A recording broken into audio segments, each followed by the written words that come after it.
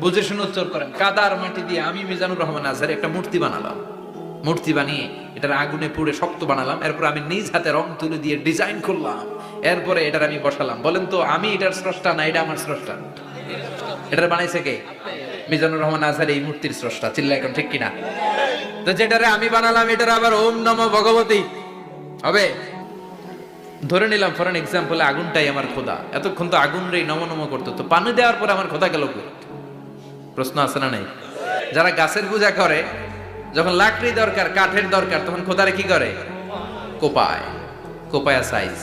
তো খোদারে কোপায়, এটা কেমন খোদা? তো তিনি দেখতে পেলেন গরুর পূজা করে, আবার যখন জুতা বানানো দরকার, গরু জবাই করে গরুর চামড়া দিয়া জুতা বানায়া পড়ে। তো এইটারে খোদা মানে কি করে? খোদার গায়ের চামড়া দিয়ে জুতা, কত বড় বেয়াদব! চিন্তা করছেন?